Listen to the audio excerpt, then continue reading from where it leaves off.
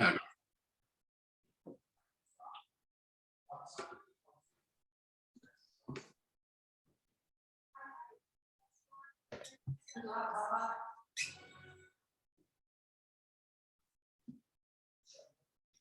And how are you, Mr. Greg?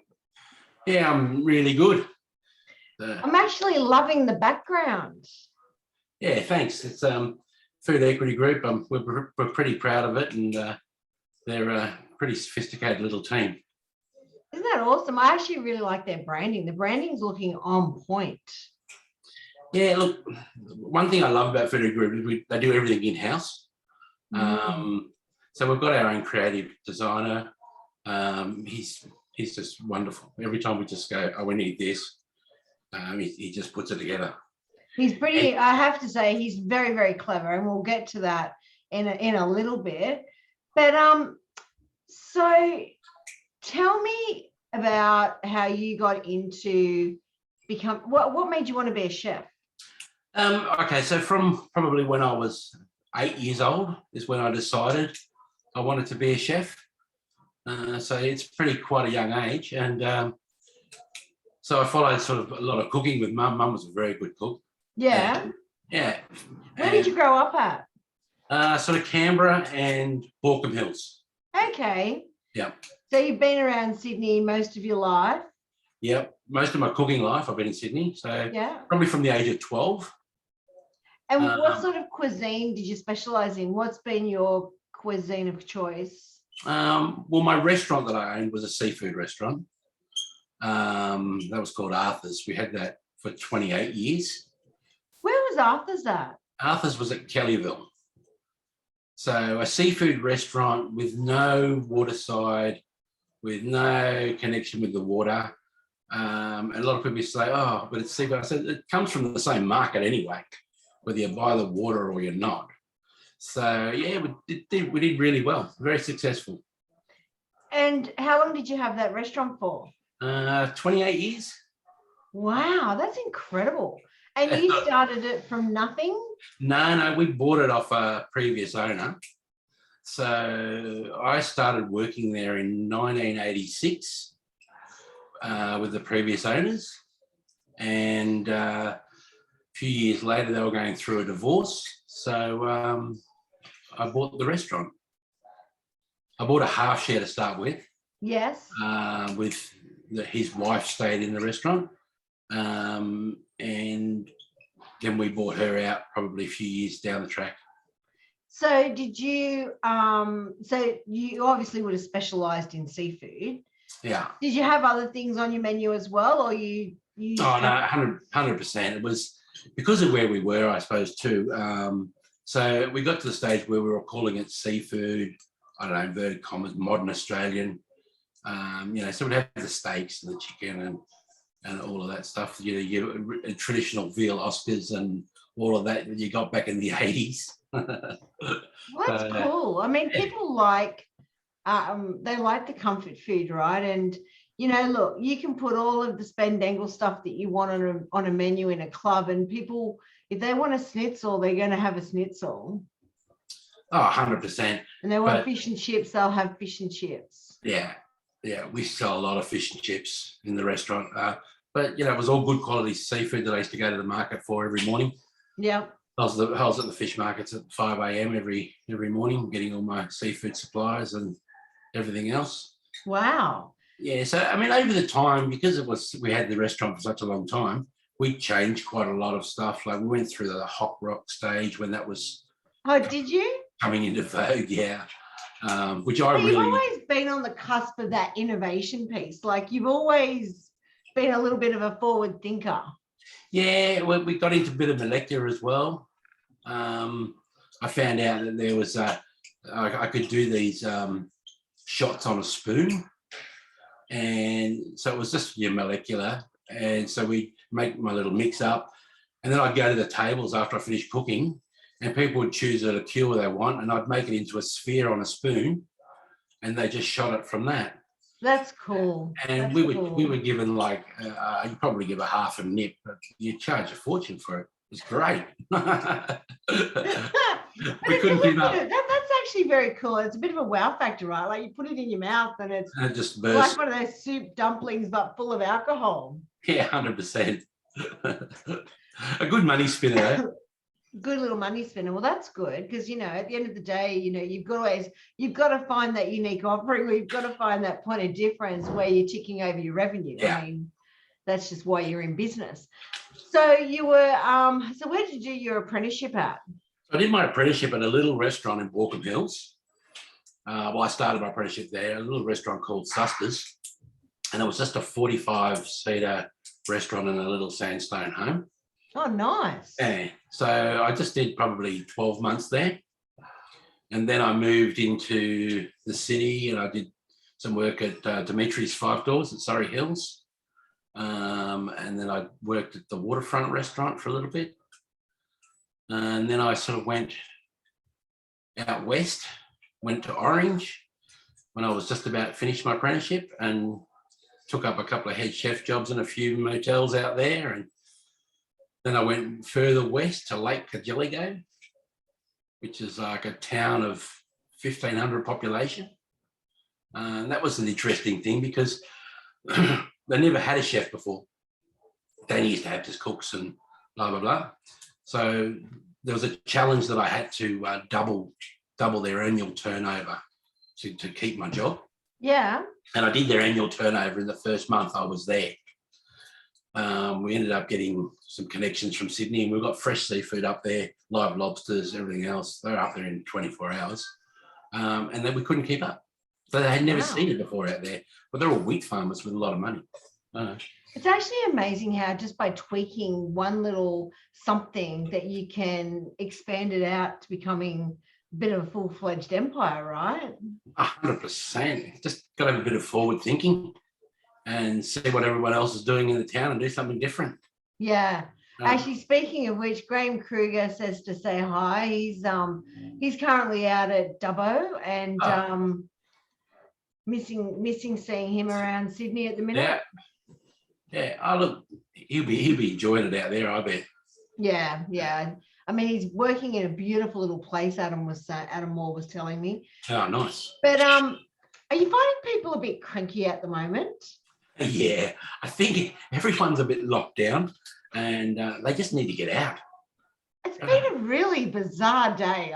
Everyone I've spoken to has just been in such a foul mood. I'm like, oh God, I didn't even I've got to sit there and listen to them vent.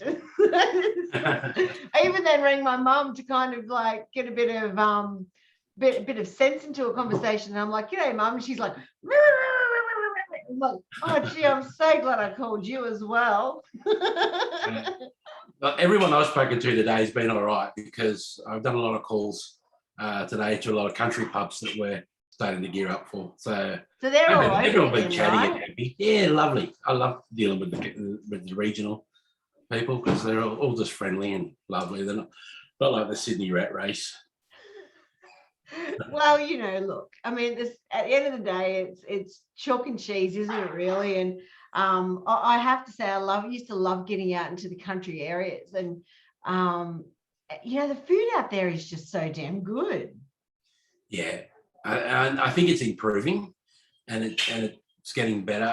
I mean, a lot of your chefs from Sydney go out there anyway because they want to get away from the hustle and bustle of Sydney and the pressures of Sydney, but they still want to do their good food and everything else. So I think regional New South Wales has seen a big growth of quality food in the last 5 years. Definitely. Yeah. Especially when, you know, we're all looking to get out away from Sydney now and have a bit of a break and looking for that next destination holiday that we're all going to want to go to. And, you know, you even look at like the Southern Highlands, and it's only just on our doorstep, but some of the restaurants that are down there are incredible. 100%. They're I haven't been down the Southern Highlands for ages, so I'm going to have to get out there when we're allowed to and venture a few places. But there are a lot of great places all around Sydney. Yeah. Just close by. You don't have to go far to find somewhere good quality. Berry's got a lot of great little places. Yeah, Berry's beautiful. Yeah. So, have you done much traveling? as far as overseas. only holidaying. Yeah. Not working. I went to Colorado for to do an Australian bush tucker demonstration back in the 80s. Oh wow! Yeah, so we hooked up with Vic Cherikoff and got a lot of product, and it took probably 3 months to get it all sorted, to get it through customs. But we took a lot of food over, and we did an Australian Day thing up in a little snowy restaurant at Telluride. You're like this little quiet achiever of the industry. I mean, I've come to know you a lot better since the lockdown, and obviously we've done the hospo, feeding hospo, and thank you to your generosity, we've been able to feed a lot of people that haven't been able to afford meals, which has been amazing. But like you just everybody, and like you've part of this amazing company now called Food Equity Group, and some of the products that you're doing are just incredible. Yeah, it's like a house of brands. 100%. I don't think I've ever worked with a group of people that haven't been. They're so creative, and you work with the team, and you just go, wow, all these people together are all creative in their own right. Which just forms such a great company, and a great company to work for. So how did the idea come about? How long have you been at Food Equity Group? So I've been with them probably for 12 months. 12 months? 12 months. And it's probably the hardest 12 months to learn sales and to go into sales, because we've been in lockdown for for a long period of it. It was originally going to start a bit earlier, but then COVID hit, so they put it off. And then when we were all getting back, like last time, they went, let's fire it up and let's go. And then we sort of got hit again this year, which has put us back a little bit. But you know what? You just got to keep plugging along. Everyone's in the same boat. Yeah. And the creative team that we're working for have come up with different things and different ways of connecting with people. And instead of doing presentations in front of people, we've been doing presentations over Zoom and all of that. It's just, it's been good. It's been great learning. So so is this your first genre in sales? This is my first genre in sales, yeah. Really? So so you were chefing and had your own restaurant all the way up until that point? So I sold the restaurant probably about 8 years ago. Right. And then I went into aged care. And I got really passionate about aged care because there's a lot of rubbish out there. Yeah. And there's a lot of, I think, cooks who have been in it too long and don't care. So it needed a big shake-up, and I ended up being a operations manager. So I had 8 sites to look after. And it was just really good just to inspire the guys to do something different and new and change things, So I really enjoyed it.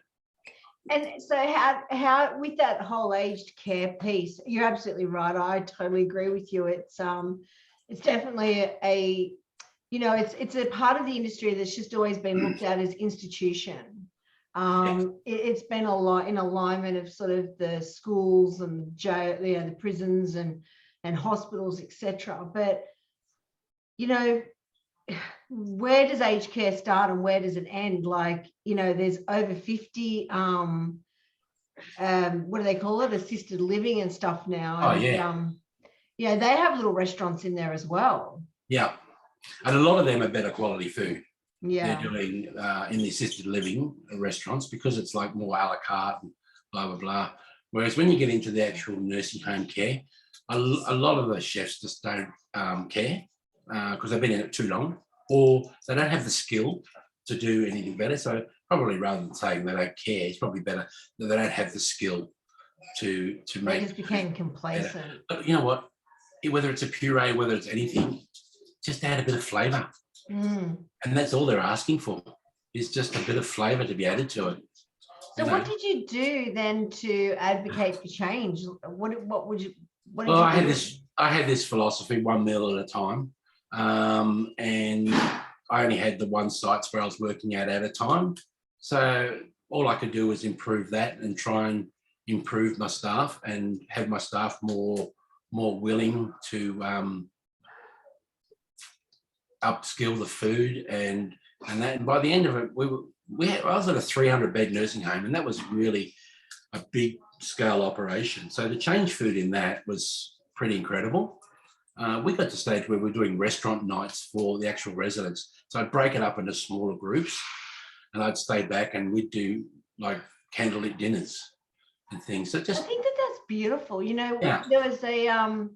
there was a documentary that was on the ABC or SBS, one or the other, and that's where they brought kindergarten or preschool children in to spend time with those in the aged care facilities. Yeah. And, you know, they were quite resistant to it to start with. And then they just completely warmed up to it. And you just saw like years shaved off these people. Oh, yeah. Yeah. And it's just, you know, I mean, you know yourself, like we live for good food, and imagine sort of spending part of our life where we didn't have access to that. I just can't imagine it. But so you just tried to bring in some new just some new innovative ways of doing food and adding flavor to it. That's what I was finding, that just no one would care about flavor, seasoning, no this, you know, not tasting it, not putting salt in it. Just everything that we do in restaurants and hotels, just apply that to that situation. And it doesn't take much to add a bit of salt or a bit of herbs, or, you know, to make something look tasty, and then just present it nicely on a plate. I mean, they're not asking for gourmet meals because it's what they eat daily. So they just ask for good quality home cooked meals that's not slopped on a plate. So when you went into the kitchens and you started to drive the change, and you know, did you have staff that had been there for quite a long time? Yeah. And that was how hard was it getting them to rise to your benchmark of what you wanted to deliver to these guests? Yeah, that was extremely hard. That was probably the hardest challenge, to get some of the older staff been doing it this way all the time, day in, day out, to think about doing some new ways, because all they would think about is, oh, it's more work. But when you did a bit of training and showed them and everything else, and then they realised, well, it's not really a lot more work, but the residents are a lot happier. And they came on board. And so what would be an example of some of the things that you tweaked? From the basic from mashed potato, which used to come out of a packet, and then you put the potatoes in the steamer and into a mixer, and they realised, well, it doesn't take much longer than making a packet one. You know, so it's just even little things like that. My purees, I always made sure that the purees had a lot of flavour, because people who are on puree foods tend to have less taste buds. So it needs to be probably tastier than the regular food for them to appreciate it, and just to present it nicely. Not everyone can do moulded purees, which look, you know, great, but you can still present it nice. Yeah, you know? 100%. Yeah. So what made you leave the aged care? So I was starting to get a bit older, and this food equity group opportunity come up, and I went, you know what, I think it's time to hang up my whites and get out of the kitchen and try something different for a while. And was it a lot different to what you thought it would be? Probably a little bit, but not drastic. Probably because I've dealt with reps and that for all my life in restaurants and hotels and everything.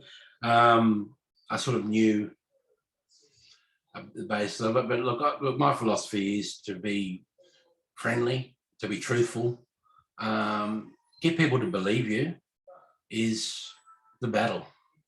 And once they're confident with what you're saying, and then you show them the product and they're happy with the product, it's an easy sell. So when you're looking at sales, and, you know, there's a difference between being a salesperson and being an order taker. You're either going to go into a business and create a solution, or you're going to go in there and sell something because you really need to have to sell it. And yeah, as a chef, going into sales, I always found I just wouldn't be able to sell to the later. Yeah. Look, I have to be honest and truthful, do you 100%. Look, when I went into this, I had a lot of meetings with Graham, and I didn't go into this lightly. By the time we had our last sort of interview and meeting, it was all about, I've got to try the product.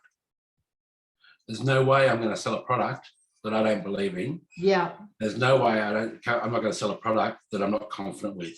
So we had a lot of talks, a lot of discussions, and then all of a sudden we got to try the food and everything else. And I just went, I walked downstairs halfway through the day and rang All Seasons and told them I'm not coming back. So that's how confident I was that it's a good product and it's fairly easy to sell. That's pretty cool. Yeah. And in terms of selling, so I know that you had a lot of people that you knew that had been sales reps and all the rest of it. Yeah. But how did you build up your confidence to be able to go and to be able to have that first conversation? Actually, that did take a little bit. I think I just sort of bit the bullet a few times and just had to do it. It just gets easier and easier. Even when I'm talking on the phone now to when I first started, my partner's quite often said to me, she goes, listening from you from then to now is like chalk and cheese. And I think it's like anything, you just learn methods and learn what works and what doesn't work. And look, I just try and be myself. So when you're in a licensee position, because Food Equity Group is like a franchise business, yes? Yeah. As far as the sales guys go. Sorry? As far as the sales guys. Yeah. So do you have a lot of support around you then to be able to lean into if you need some guidance or need some support? Having a bad day, you get 100 rejections. I mean, I have the most amazing support group I could wish for. Graham, our CEO, his number's on speed dial, and I probably talk to him every day. Megan, who's one of our operations, I'm always on the phone or emailing her, and that, so that the team is just all there for you, and they give you so much support. They've got a lot of promotions that they do, which help us make sales, and it's just all that support that is just wonderful. So when Food Equity Group has a mission or a vision of changing the way that that Australia eats, what does that mean? What does that what's the connection piece to that? Probably one of the first little products that they were doing is the seasonings, which in Australia we're sort of well known for salt on chips. We're also known for chicken salt on chips, but it sort of stopped there, and no one went too much further. But the Food Equity Group came up with Shaky Addiction, which is a seasoning, and this one is spicy chili. Oh, wow. Right. So rather than just let me change this. So you look at this. See? So we've got the cheese and onion, we've got pepper steak, salt and vinegar is my favourite. That just reminds me of the old days when you used to splash vinegar and salt on your chips. But the beauty of it in the shaky like this, your chips don't get soggy. And that's the beauty also too of the chicken gravy one. Oh, wow. Because it tastes like chicken gravy, but it's not soggy. And there's just so many applications you can use it with it, So that's, I think, one of the angles of changing the way people eat. There was one restaurant 100 years ago up in Newcastle that I used to go to as a kid. It was called Big Owl's. I don't know if you ever have heard of it or Yep. been there. But they had, we used to go into the movie theater, which was across the road from it, and we would have chips from Big Yep. Al's before we went in. And they had this seasoning on them that was just like amazing. And I've never, ever, ever been able to find it since. Yeah. Well, you'll have to give ours a try. Yeah. I tell you what, once you start using it, it's very hard to stop, and that's why it's called shaky. That's why it's called shaky addiction. Because it's addicted. Because it's very addictive. So you have to use it on chips. Can you use it on other things? Chips, wedges, anything fried, it works really well with. And what about cheese and onion on, say, like a bolognese or a nachos? Work. My stepson uses the cheese and onion on potatoes, on everything.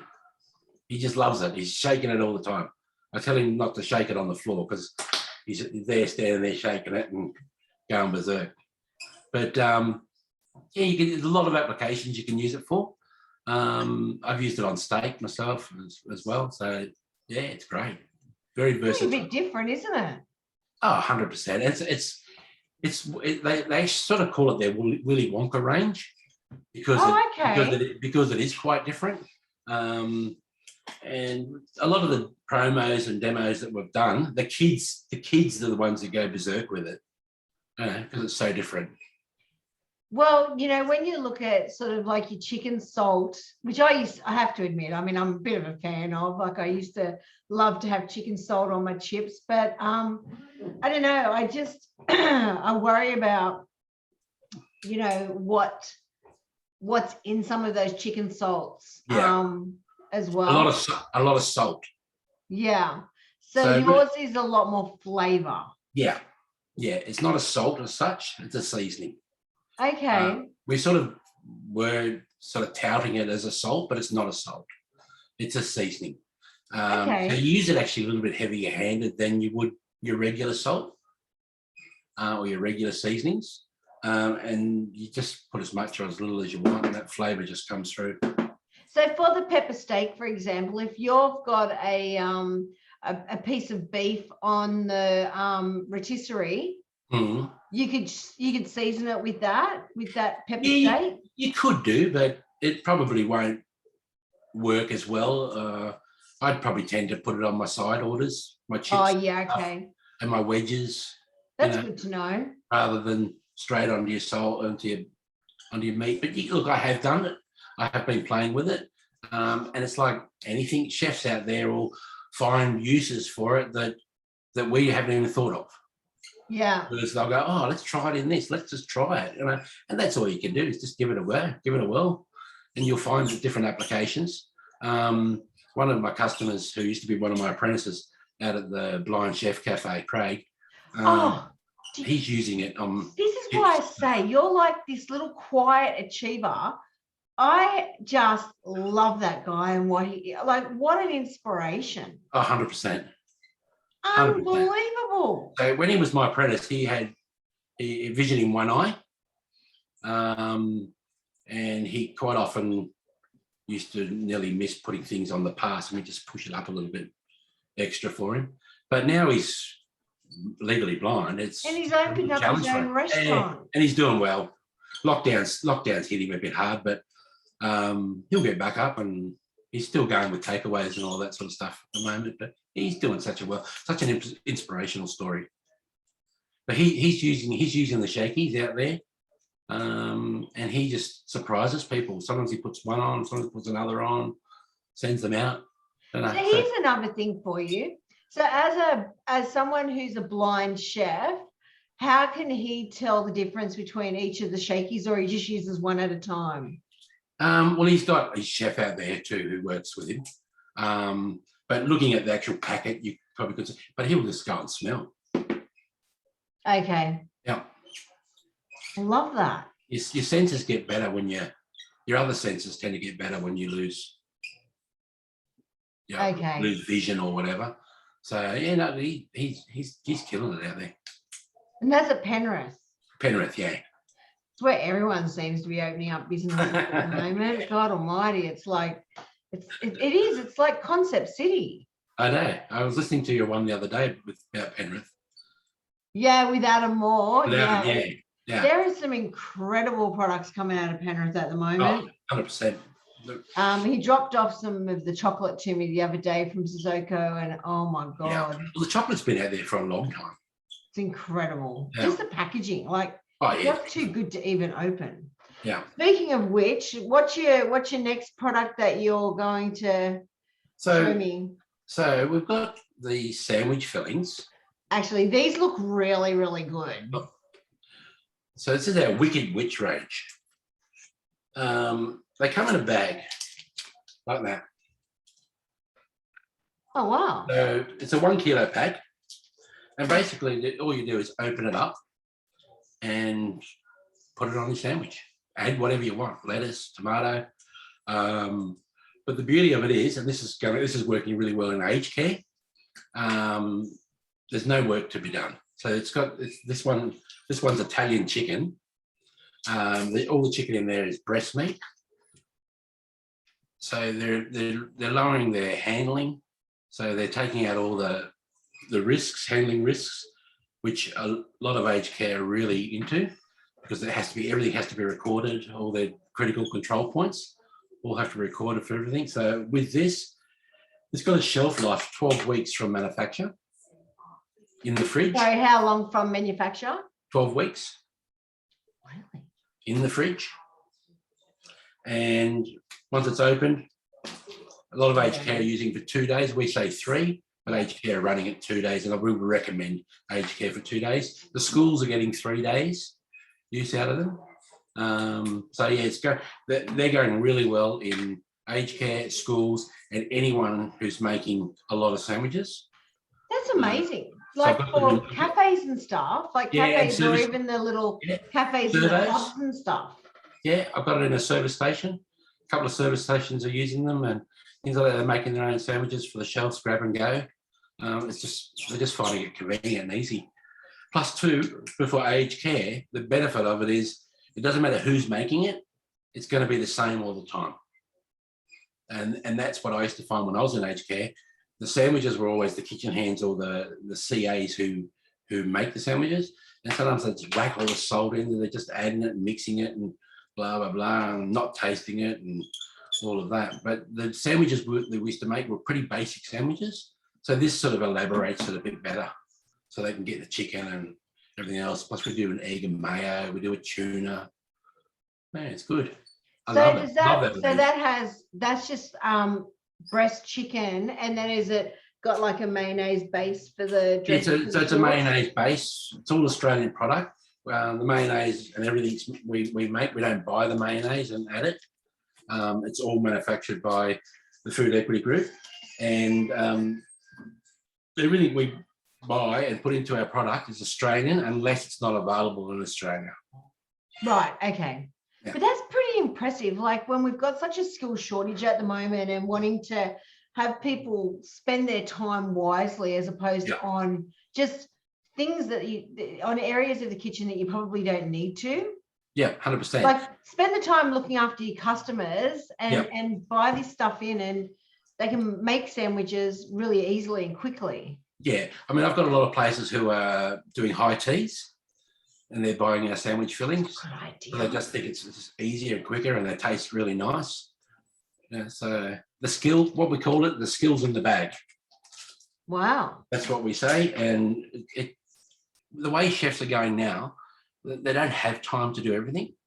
And I think the skill shortage is getting less and less of skilled labour in Australia. Well, until we get our international borders open up, it's not going to get any better anytime soon. It's not. Plus, we've got a lot of people who've left the industry because we were probably one of the hardest hit industries. And a lot of them have left because they've gone, oh, look, let's just get out. And then they've found jobs where they're earning better money and everything else, and they're not coming back, Look, the only reason why, and it's not that I want any of these sessions to ever seem like a hard sell, because it's not what I do, but it's about bringing that awareness to the table. And, you've absolutely nailed it. Our industry has got a skills crisis. Our customers are going to expect so much more attention than what they've ever had before coming out of this lockdown. And as a business, we want them to have that. It just is good to know there's products out there for consideration for Oh, for sure. venues to be able to look at using to just take the pressure off. Yeah. I mean, these sandwich fillings, you can use them in a salad as well. I mean, there's all sorts of things you can use them for. So the chefs out there can get creative. I really like the high tea idea, actually. Yeah. That's a great idea. But it just makes it easier. The people that I'm selling it to for high teas, they love it because, you know, someone can just be in the corner making sandwiches. And, you know, the hardest thing, the most time consuming when you're making sandwiches is making your fillings.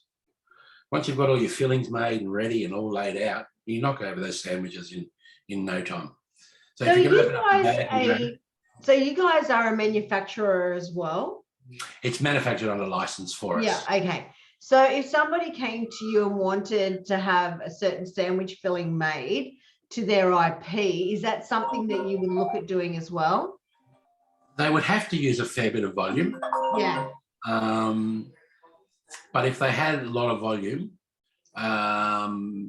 yeah, we could. And what's a lot of volume? Is like 200 kilos a week a lot of volume? 200 kilos a week would probably be all right. It depends on the length of time they're committing for as well. Yeah. Because by the time we put it through the whole process of developing it and everything else, and then doing all of our processes to make sure that it follows all the food safety requirements, it's quite a lengthy process, take at least 8 to 10 weeks. So we'd want a fair bit of a reasonable amount of commitment for that. Yeah. But in saying that, come and talk to me because we can always sort it out. Yeah. And there might be some other people who want the same one, unless you want a bespoke one, which is totally for you. But you know what? We're taking interest all the time. Like people say, why don't you do this one? Why don't you do that? And we log it into the company. And if they get enough inquiries about that flavour, then they'll do it. Yeah. Fair enough. And what's next? What's next? I actually love that picture. That image is just perfect. I know, it makes you hungry, doesn't it? It actually does. So we've talked about the shakies. Where's my... And then we talked about the Wicked Witch. Yeah. There's plenty of Wicked Witches around today, I might add. Oh, yeah. These are my favourite. The chicken. Well, it's all my favourite, but these are my particular favourite. Yeah, so they're doing really well. Yeah. This is one of our early brands. So all of these first ones that I've been talking about are our early brands. And we've popped them into pubs and clubs and all sorts of venues are doing this. Some schools have taken them on as well. Aged care, probably not so much because of the bones, but they come in a 1 kilo packet like that. Can you see that? Yep. And all you do is cut it open, lay them out on a tray, scrape the sauce out, whack them into a Rational oven, or probably shouldn't say Rational, I should say a convection oven. I think Unox are good ovens to use. Unox are a great oven to use. Unox are a great oven, and I know with the Unox oven, at 200 degrees, 10 to 12 minutes, perfect every time. With the Rational, it takes a little bit longer, but yeah, the Unox ovens we actually love. But and could you deep fry these, or they're just purely a roasted product? There has been talk about deep frying them. Personally, I don't understand why you would want to, because these are just so succulent on their own and so tender. And once you start eating them, you think, oh, yeah, no. Because those fried ones tend to get a bit dry and horrid and everything else. But it is possible. So these are already cooked, right? They're fully cooked. So that's really good, because when you buy chicken wings and you cook them yourself, sometimes it's very difficult to get it perfectly cooked around the bone. And then other times it can be a bit pink, and then people think that it's not cooked even when they are cooked. Yeah, 100%. Plus too, a lot of times when you're buying, so a lot of people have been comparing our product against the raw product, which you can't really compare. But they're saying, oh, you can buy chicken wings for $2 a kilo. You can, but they're ungraded chicken wings. So some are big, some are small, and they're going to cook different times and everything else. All of our chicken wings, they're all around 100 gram. Oh, okay. And all the same size. So they're a big chicken wing. So if you get a kilo of the other ones, cook it up, take all the meat off, and then take all the meat off these, you'll get a lot more meat in these because they're a bigger wing. You've got more meat to bone ratio. The smaller chicken bones, you get less meat on them. So that's why they cost. Wow. And very easy product. As I said, cut it open on a tray in the oven. It's done. And how long do they take? 10 to 12 minutes. So Okay. all you want to do is start getting a bit of caramelization onto your wing, just to make it taste beautiful and look great. Everything else, but you'll find the sauce is just a little bit thin. The sauce thickens at 85 degrees. So you just let it sit for a minute, toss it into a stainless steel bowl, and then that sauce just coats it beautifully, and they're just stunning. Because Burrow Bar thought that all their Christmases had come at once when they were serving these wings. They just said they were delightful, and everyone loved them. Oh, well, that's good. Good to hear. And also too, they were sort of saying that they're so easy to do. Yeah. That it allowed them to do a lot more meals than they've previously could produce, which was great. They're just such an easy product and a good product. We've got 6 flavors in the range. So we've got our American buffalo, got our Aussie barbecue, the Thai. Oh, have you tried the Thai yellow curry? Oh, we need to send you some, because I tell you, that is my favorite, and it's just sensational, and it's different, and it gets it away from that normal expectation of a fried wing. What I love about wings is that it's one of those it's a food that you can sit around a table and enjoy with friends. And, you know, like you eat it with your fingers. It is no pompous about it. It's actually a good little upsell for your menu as well, right?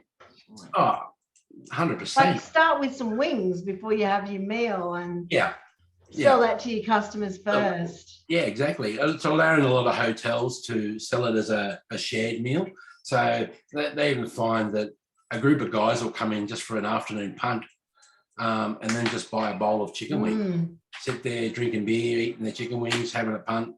You know, it's great. It's just upselling. Love that. And what's your other product? So the next range is the smoky range, which is our exciting new ribs. So we've got the ribs, we've got the chef's ribs, we've got brisket, pulled pork, pulled beef, lamb shank, and they're all ready to go. So the lamb shank just comes like that. There's 2 in a bag. Zip it open. Are they the Bushman shank, or are they the just the normal shank? Just a normal shank. Really meaty. They're just they're just sensational. They've got a normal ribs, which are the full rack. So there's 2 in that bag. Wow.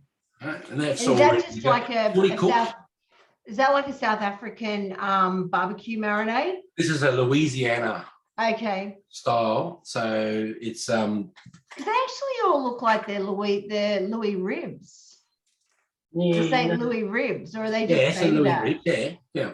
They're St. Louis rib. Yeah. That's very cool. It's got a bit of spice to it, but not too much at all. And I love the fact, Greg, that they're Australian product. Oh, Australian pork. Australian produced product. Because I'm telling you, if they hadn't have been, I could not have endorsed this product at all. Oh, 100%. You know, like and I wouldn't that's just beautiful. Yeah, and I wouldn't be selling it. No, true. Yeah. You know, and that's one thing that I do like, that they all use Australian, and we're buying Australian pork. I mean, you can buy ribs cheaper, but they're imported. They're shit. Yeah, 100%. So look, our products aren't the cheapest on the market, but we're a high-end quality product, and what you see is what you get. So you can price it up on your menu and you still make good money. You got no labor. So it's great. The skill's in the bag, and that's where we keep going back to. And there's so many people that are going to be needing a helping hand in the kitchen. And this is how long are they cooked for? So these are about the same time as the chicken wings. Or how long have they been cooked for? Yeah. 18 hours. It's about right because it breaks down that back, the back sort of sinew, if you like. These are so tender. Yeah. So delicious. But my favourite is the chef ribs. What's a chef rib? So the chef ribs come from the loin end of the rack. So they're meatier. They're cut. They're smaller, but they're more. Are they from up here? Are they on the shoulder? Yeah. So they're on the loin end, the end of the loin of the rack, and they're just delicious. And they're a bit like a triangle. They're actually a little bit. So and they're a bit cheaper, right? They're cheaper and they're tastier, and to put they're a great product. They are a great option. Like for if you want to do a mixed platter, say have a bit of chicken, a bit of beef, a bit of whatever on there. Yeah. You put one of those little pork ribs. It's a fantastic option. Yeah. Plus, we've also got our Memphis barbecue short rib. Yum. So that's 8 hour cooked. That's a beef short rib. Beef short rib, and that is just it's rich as. So you don't need a lot, but it's just decadent. Absolutely Sounds decadent. Amazing. Yeah. So are these products only available in food service? So at the moment, they're all available in food service, but we're doing direct delivery. Okay. So we are in some of the bigger distributors, but we've just found that direct delivery for us is working so much better because we can control the price and we can control where it goes and what happens and how it gets there. What we found with using distributors, we lost a lot of control. We lost control of the pricing. We lost control of distributing. So we can distribute anywhere in Australia. Really? Yeah. Of course, some of your regionals take a little bit longer, but Sydney Metro is 24 to 48 hours, and your regionals, depending where it is, it could take 3 days, 4 days. And is there a minimum expectation on delivery? Yeah. So we've got a tiered system of pricing, which is quite unusual. So a lot of my regional people, because we've got long life on the product, I'm encouraging them to order once a month or once every 2 months rather than ordering once a week or once a fortnight, so they can order a lot more product and get that pricing down for them. So I have a pricing scale where I can price it out on 6 cases, 12 cases or 18 cases, and it just keeps bringing the price down for them. And what if someone just wanted to try some product and order in at 1 case? It'll cost them a bit. You can. And they wanted to just get a sample and just try something. Look, anyone out there who wants to get a sample, all they need to do is contact me and I'll organise samples for them. So you don't need to buy it to sample it. I'm happy to go out there, show you, take samples. If we can't get to you, we'll send samples out. But once lockdown's out, we're going to be out there on the road, showing people, giving them samples, giving them taste testing and everything else. We're so eager to get out there again. Yeah. But, I can't wait to get out there and have coffee with a lot of these chefs again and have a chat with them about the product and everything else. And half the time you end up talking about old days and everything else rather than the product. And then you go, oh, hang on, I got my product. Hang on. I know, it's so funny, isn't it? It's like, that's how you build relationships though, right? I mean, I used to go in there and you'd be yak, and then it'd be like, oh God, I've been here half an hour or an hour. And it's like, we probably should talk about what you need. Yeah, that's it, exactly. What's your menu? What have you got on your menu this week? What's coming up? Yeah. So I wouldn't envisage that someone would probably buy just one case, but yeah, look, we can sell them one case. We can sell them anything, and we can discuss with people as well their needs. And what a lot of times I think, oh, I'll only go through one case, but one case of what?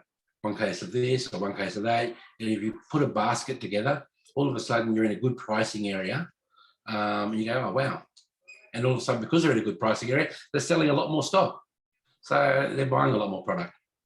Look, it's a bit of a no-brainer, really, to be honest with you. And is it in your shakers, like with your bottles of shakers seasonings? Yep. How many of those come in a carton? And can you get a mixed carton, or you got to buy all the same? You can get a mixed carton, but it does cost you a little bit more. Yeah, well, that's a convenience thing for picking. But we've got little cases now of 6. So they were in a 12, but now they're coming in a 6 case. And I sold some to a fish and chip shop the other day, and I think he bought a couple of cases, and then all of a sudden he's ringing me going, I need more. You know, so because they're selling them, these are available. These are retail as well. So fish and chip shops can sell these over the counter. Oh, that's a good idea, or even a butcher, or And IGAs we've launched in South Australia. We're at 33 stores we've launched in for IGAs and independent grocers. So yeah, and we would have been in a few now in Sydney, but we're in lockdown, so we can't get out there to show our product. But I've got quite a few meetings set up with a lot of independent grocers once we're out of lockdown, so we'll get them on their shelves. It's interesting, isn't it, when you talk about IGA in South Australia, and their IGAs are nothing like our IGAs. They're incredible. They're like going to the market. 100%. So I think a lot of our IGAs are getting better. I know my local IGA's got a lot more product that he used to have, and a lot of different products. Yeah. Oh, they're beautiful. It's just over there they tend to be like going to they're massive, incredibly big. Yeah. It's like a Harris Farm and an IGA all mixed together. And is there any other product? These are my absolute favorites. Can I tell you, on a really serious note, when I was working for a large producer, and I was looking at getting the little butter bombs to sell in the product, trying to get them was just so difficult. Yeah. This is incredible. So we've got 6 flavors. And they come frozen, a nice little disc. You just whack them on. They're just so and what are the flavors? So we've got dill and mustard. We've got a smoked garlic. We've got tomato and basil. Smoky chipotle, which is just to die for. I am just looking at that 7 and I'm just like, oh my God. That makes you hungry, doesn't it? Well, to think that that's a dill and mustard butter. Yeah. That would be amazing. Yeah. And it's just, look, it could just add a lot more value to a simple meal. And it just tarts it up 100%. All you're doing is sticking a bit of the butter on top. And I mean, I know chefs can make these. I mean, we all used to make compound butters and all of that. But but butter's so expensive now. And then you've got all of the kitchen's hot and, trying to get your dill all cut up nicely. I mean, why would you bother, honestly? It's just one less thing the chef has to worry about. So how big do these little butter portions come? They are 15 gram. Okay. Disc, and they come in a carton of 120. And they're frozen. But when you take them out, so they don't stick together or anything, when you take them out, you can actually take them out before service and put them in the fridge, and they can stay in the fridge for a few days, and they don't stick together. You just use them as you go. So just put it on your plate, back on the salamander, just to start the melting happening. Okay. And it out. So could you use these as a flavored butter to go with your bread, the fresh bread that you serve on tables? It's not recommended. Okay. Because they should be heated a little bit. So yeah, but yeah. Butchers are going to be using it to put in. You know how they put it into their steaks and chickens and all of that. So we're getting them into butcher shops for that purpose. Yeah. So there's a lot of use you can have for it. You can put it on the veggies. You can put it on anything. But even like some roast pumpkin, because you know how everyone's going for that, you know, trying to have something innovative on their menu in the form of fresh vegetables. And even if you looked at a beautiful roast pumpkin with something inside of it, and then you had one of these butters over it, oh my God. Yeah, nice. It's easy. And it just adds so much flavour to a simple dish. That is really, really exciting. Yeah. So what did we get up to? We got up to the chipotle. Oh, sorry, I'm stuck on the dill and mustard. I'm used to you, Vanessa. So we've also got the curry and lemon and herb. Oh wow! Yeah. So the lemon herb I really enjoy as well. I think that the mustard and dill will be my favourite. Yeah. Yeah. The chipotle is mine, but I like anything like. So would you have that on your steak or chicken or something? Yeah, steak or chicken, yep. I tell the boss that I'm using them all as samples, but, you know, it goes on the evening meal from time to time. Hopefully he's not watching. You know, we get a big audience on this session. You know that, right? He won't be watching. He won't bust me out on that. Well, I have to say, I'm loving the images. I'm loving the range. Have you got anything else that you wanted to share, or is that it? That's it. It's that's a pretty diverse and extraordinarily interesting range. It is, and we're always coming up with new ranges, new products. So our development team are working in the background all the time on new products. Who heads up your development team? Richard. He's our incredible chef, and he's got Adam with him as well, who's also just equally as brilliant. Who's that? Adam. So Adam, he hasn't been with us very long. He's only been a few months. So he's Richard's offsider, and the two of them just work together so well, and the products that they're coming out with are just amazing. That's so good. And so your senior team is Graham McCormick is the CEO. Megan. She's the culinary director. No, she's the operations. And then you've got Richard Robinson, who's the culinary director. Culinary director. And then we've got Andy. Andy's our creative director. Who? Andy. He's our creative director. So we also offer to, like, because we're going to put product on your menu and you need to change your menu, we can do menu design. We do all sorts of things for people for free. And our Andy, they're going, I've got nothing to do. Could someone keep sending me stuff to do? He's always cool. He's never busy. I think he sleeps 4 hours a day and he only wants to sleep 2. And I know he's listening. So it's kind of like a total solution business. Oh, 100%. There's my plate. Did you see my plate? That's a bit cool. Yeah. So when we do our presentation, it's all about what we can do as well, because we're also out there for the community and we want to help people with local communities. So we're all for supporting pubs and stuff with their local charities and all of that. So yeah, we're putting a lot back into the community, and that's what the guys want to do. Love that. Well, it's been an absolute pleasure chatting to you today and learning a lot more about the Food Equity Group. Can you believe it's been an hour? I can't believe the hour's gone. It just goes so fast. I thought to myself, how can I talk? I'm so nervous. My anxiety level has been so high all week, and I'm like, don't worry about it. Like, no sooner do we start that it's over. I thought to myself, how am I going to talk for an hour? Oh, okay. Just leave it up to me. I'm really good at talking.